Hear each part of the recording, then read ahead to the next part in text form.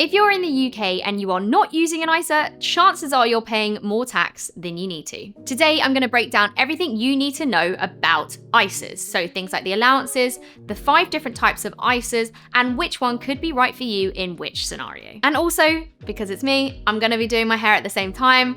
I'm recording this intro at the end, so this is what it's going to eventually look like. So stick with me if you either want to understand how I did my hair or what do ISAs mean for you. I'm Abby Foster, I'm a chartered accountant and finance educator, and I absolutely love teaching finance. But what's more important is that you understand this. So if there's any question that comes up for you, drop it in the comments below and I will get back to you. Right, let's get cracking. Okay, so we're gonna talk about ISAs whilst I do my hair. The hair element, very quickly first. So once I've washed my hair, I use a heat protectant / a treatment. This one is the one I've been using for the longest time. I think I had my last bottle for like 4+ years. The Extreme Play Safe Color Wow Raise the Root on my roots. That's if I want it to like have a bit of a lift. And with the hair I want to do today, it's gonna be quite like relaxed tousle curls. So I like to put a bit of lift in the root because I'm not going to be doing that with the straighteners, if that makes sense. And then when it is still damp, I will use a volumizing blow dry mist, the Olaplex one, because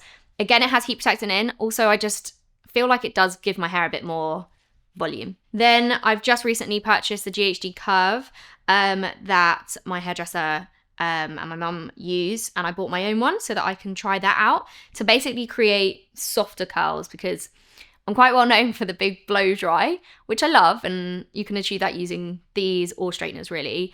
But for today, I just want it to be a bit more relaxed. I'm trying a bit of a new look. So let's get started with the actual finance element of this, which is what are ISAs? So ISA, as an acronym, stands for Individual Savings Account. The idea is simple, is that you save into these accounts and it's tax wrapped. So any income, interest, capital gains that you receive is completely tax-free, which is not always the case when it comes to savings accounts that you might use elsewhere if they're not called an ISA. The biggest thing you need to know is that you have a 20k allowance. So the individual savings account has an allowance and it is 20k per person per tax year. Tax year runs from the 6th of April round to the 5th of April.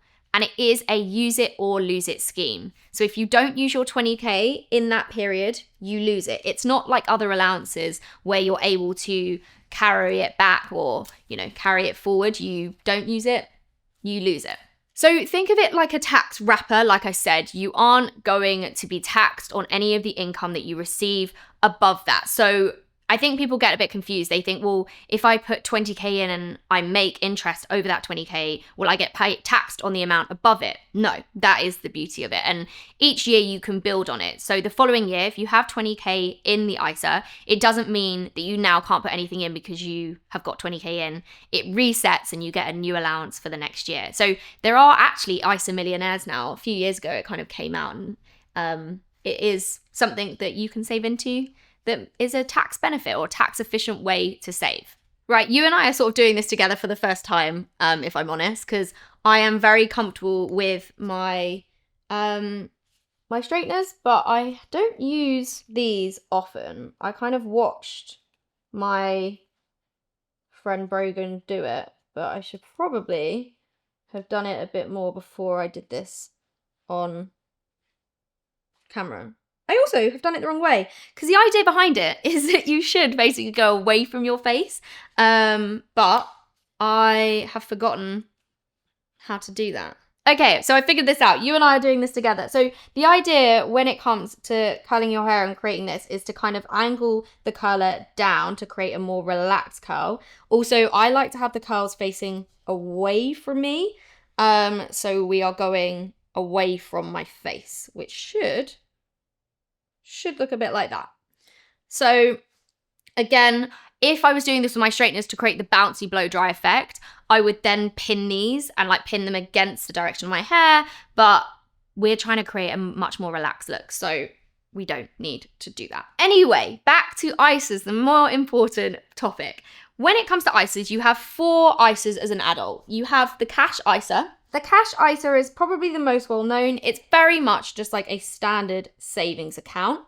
And when it comes to cash ISAs, you do have that 20k allowance. So you can use all 20K of your ISA allowance just in a cash ISA. It works like a regular savings account where usually banks or building societies, trading like investment accounts will give you a set interest rate on the cash that you put into that ISA. Things to be aware of is it's good for short-term saving, making sure you're using any ISA. If you're not using any ISA, then, using the cash ISA might be positive for you. It's very low risk. However, the thing I would kind of advocate against is usually you're not going to be getting the best return. So if you're leaving your money in a cash ISA for years and years and years, there are probably better places to be putting your savings, if we're really honest. So we've wrapped up cash ISAs. I've just done the base of my hair. Now let's talk about stocks and shares. This is probably the one that people are the most interested in when it comes to ISAs, is a stocks and shares ISA,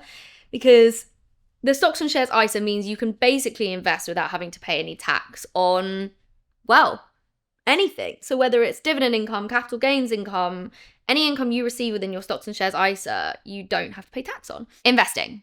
So it's a bit of a scary word, but it is the reason you'd use a stocks and shares ISA. Some people often refer to it as an investment ISA as well.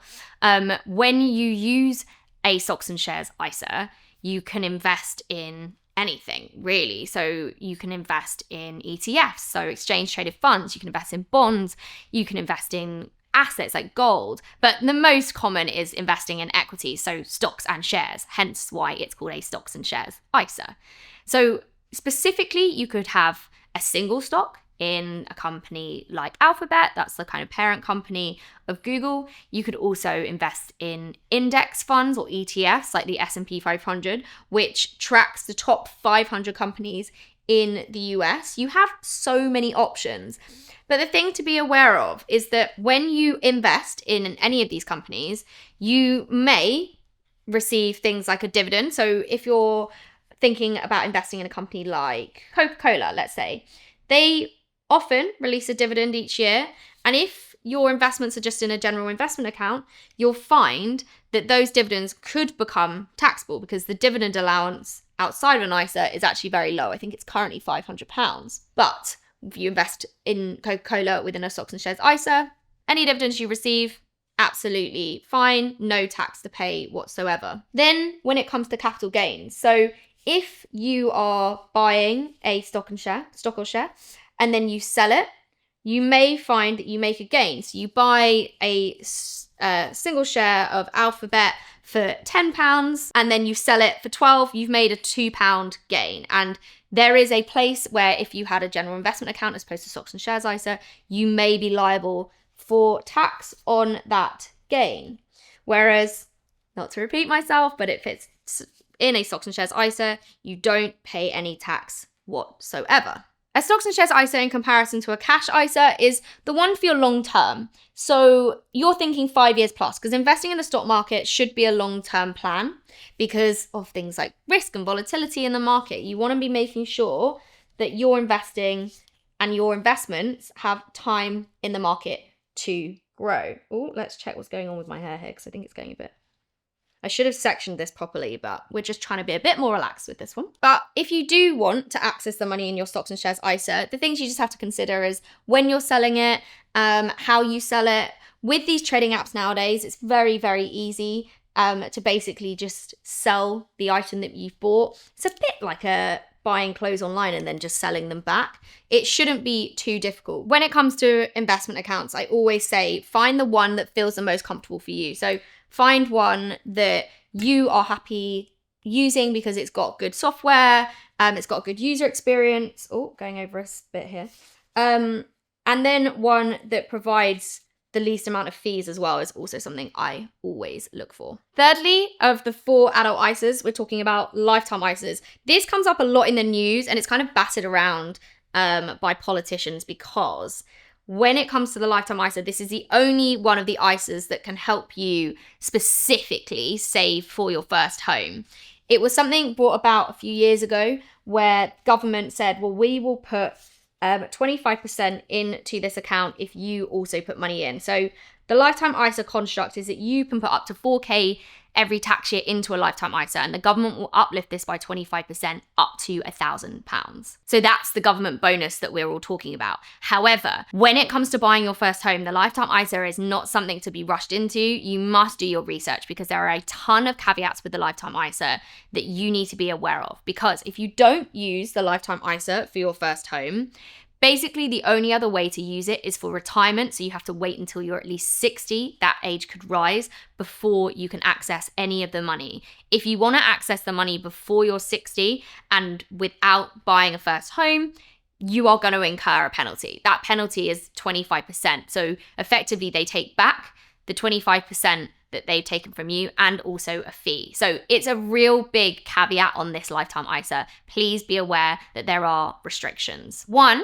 being that you can only open the lifetime ISA between the ages of 18 and 39. So up to your 40th birthday. So the night before your 40th birthday, you can still open a lifetime ISA. After that, you can't. You can open it with as little as £1, which is a kind of clickbait that we see online, is that you can open it for £1 and it's all great. But once it's open, you must have it open for at least 12 months before you use it. So that's why, again, people say you can open it and not use it, but you must also sit within the guidelines of you can only put up to 4K a year into the lifetime ISA. If you put more than that in, basically you won't get the 25% or more. So the 25% is only up to 1,000 anyway, and chances are the bank will give you or send your money back to you. Also, the value on the property has to be under a certain amount. The lifetime ISA replaced the Help to Buy ISA a few years ago, and there used to be different amounts, whether it was like a home in London or an outside, but there's just like one set amount. I think it's roughly 450 now. So if your value of your home goes over 450 when you're buying your first home, you can't use the lifetime ISA. Some other things to say that I get asked about a lot is, can I use the lifetime ISA with someone who's not buying their first home? So you can, they can't, obviously, because it's not their first home. If you are both buying your first home, you can bring both your lifetime ISAs together as well. If it is not your first home, so you've already bought, you cannot use the lifetime ISA for your first home. I'm repeating myself, but it's honestly questions I get asked about a lot. And then the retirement element, once you've used it for your first home, you can then use it again for retirement. You can keep putting in there until you're age 50, and then you can take that money out age 60 onwards. Okay, right. The fourth and final adult ISA is the Innovative Finance ISA.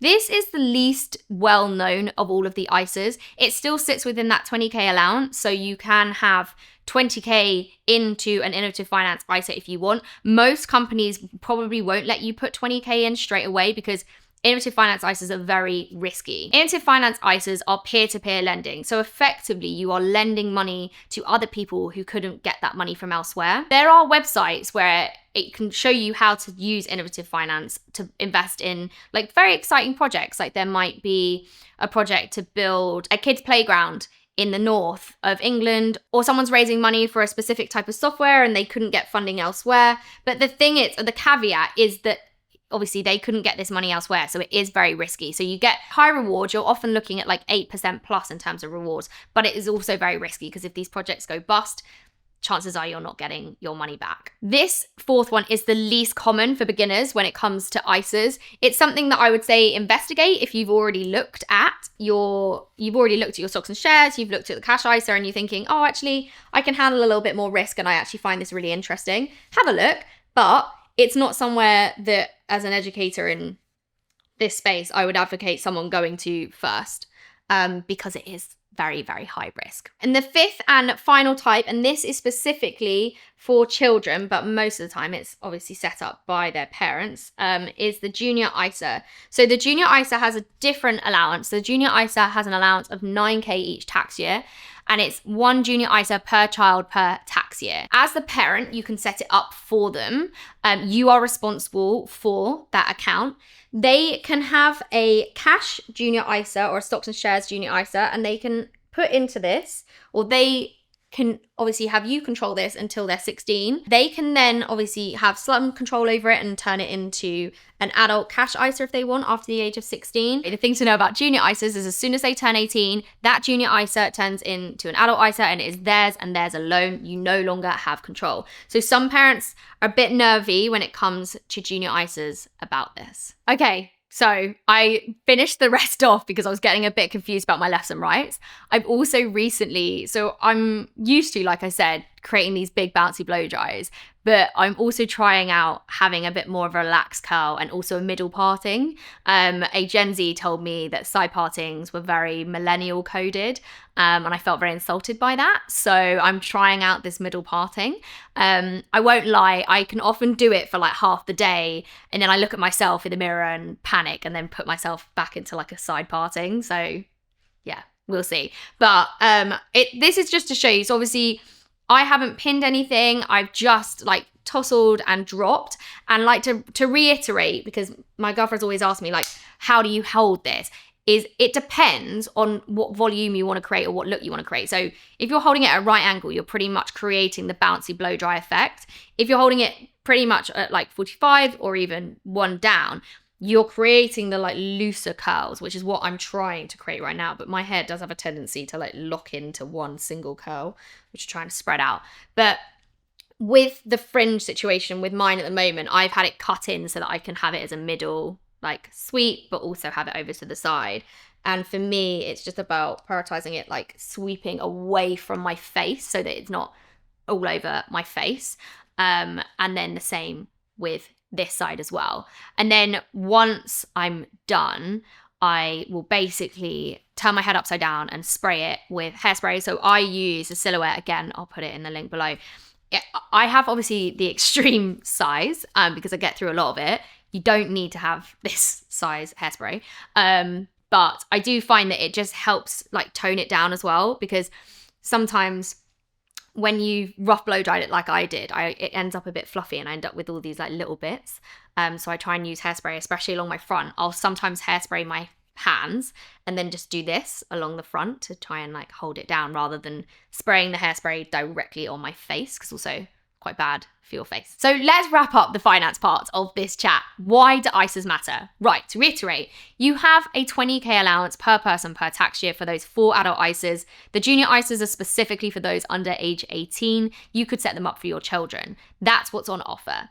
Why does it matter? Well, because let's say you put £10,000 into a regular savings account and by some miracle you made, let's say, 2k in interest on that 10k. If it's not in an ISA, you could be tax liable on that £2,000 because your savings allowance, it's actually only £1,000, and that's if you're a basic rate taxpayer. It drops to 500 if you're higher and nothing if you're an additional. So you may therefore be paying tax on that £2,000 or the 1,000 over your allowance. However, if you put that same £10,000 into a cash ISA, there would be no tax liability to pay whatsoever. You wouldn't have to fill in a self-assessment or do anything really. It's just your money and it rolls over to the following year.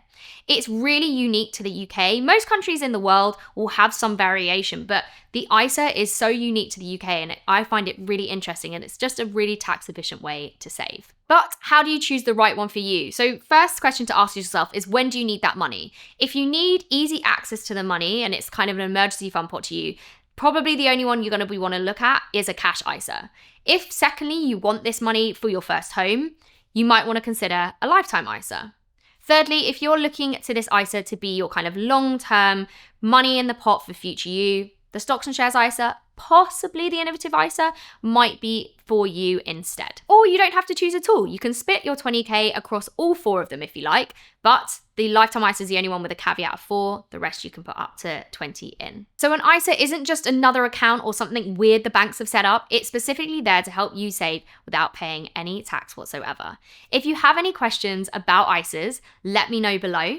Also, thank you so much for watching this video to the end. I know it's a bit niche, but what I'm trying to do here is bring together something that I'm quite passionate about, which is finance, with something that I get asked about a lot, which is how do I do my hair? And so if I can kind of catch you in with this and also teach you, it's a win-win for me. Please don't forget to like and subscribe. And if you love this video, don't forget to share it with someone else. So thank you so much for watching. I hope you have a wonderful rest of your day.